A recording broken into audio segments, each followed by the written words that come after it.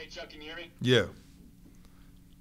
First things first, how are you feeling? I know you're a little bit banged up toward the end of the year.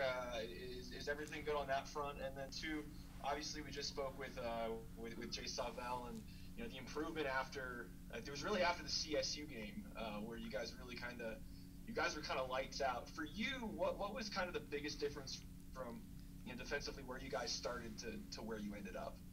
Well, first, my knee has been good since we came back. When I went home, I did a lot of physical therapy, and just so I can come back and running at full speed. So it's been good since then. And then in regards to that, after that CSU game, I think we just realized that, okay, it was that time as a whole, it was that time to really step it up, take it another level. And even for myself personally, when I was watching film, I just felt like, I could do more. I could do more when I'm on the field. So I feel like that was my biggest thing, just to keep just giving your all all 60 minutes. So I think that's what it was.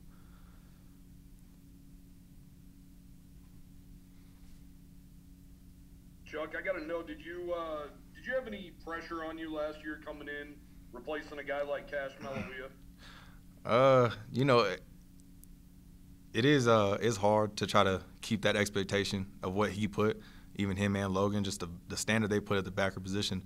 It was hard, but I knew what I needed to do to just step in that role by watching extra film, being on the field extra weight room stuff. So I think all the extra stuff kind of relieved that pressure off me because I knew when I stepped on the field I could do it.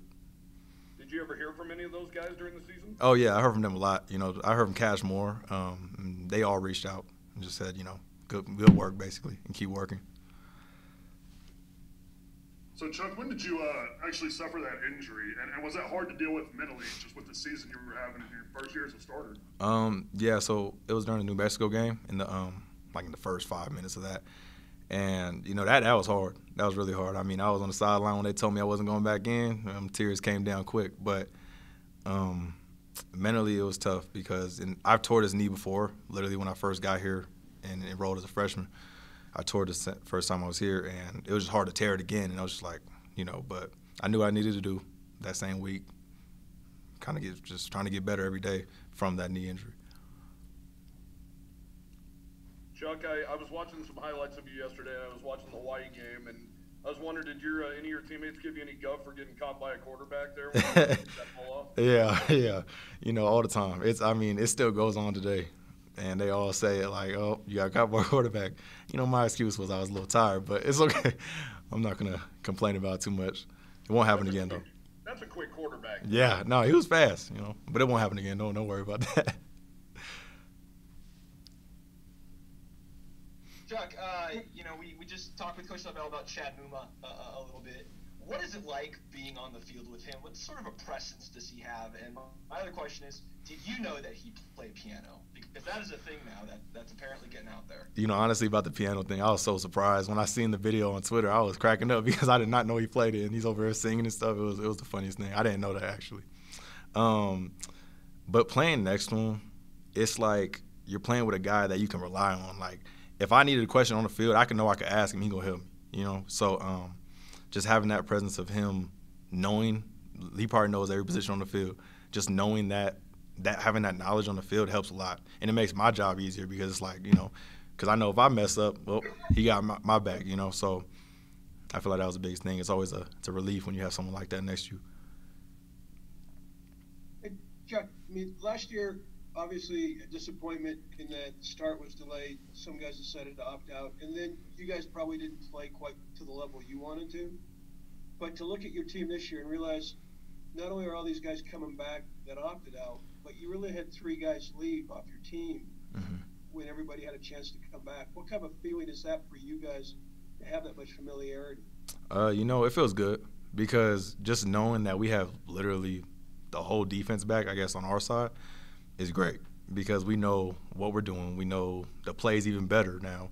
It's kind of like we're just running things just kind of off reaction now. It's not like we're thinking about it. We're just playing. And I think that's the biggest thing this year, and I think that's going to help us a lot. And it's going to feel good when we get to step on the field and we know exactly what to do. Thank you.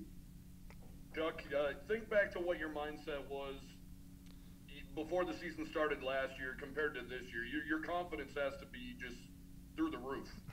Oh yeah, definitely. Because last year, I mean, it was so iffy. You know, just going into the season. I mean, it'd be like season's on, then canceled, and then season's on. So now knowing that we're going and we're rolling like spring ball, this is a start right here. You know, the start was actually in January when we started working out.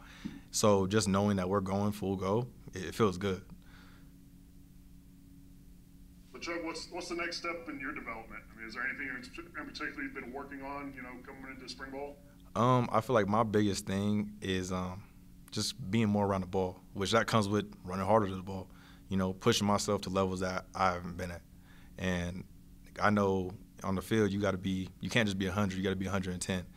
And so I think this year that's what I want. That's my goal. I want to be 110 every single play I step out there.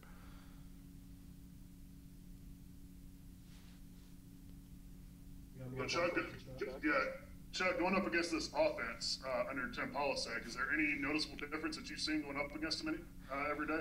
Yeah, definitely. They move a lot more. Move a lot more. It's a lot of moving pieces, which I guess keys into reacting to things.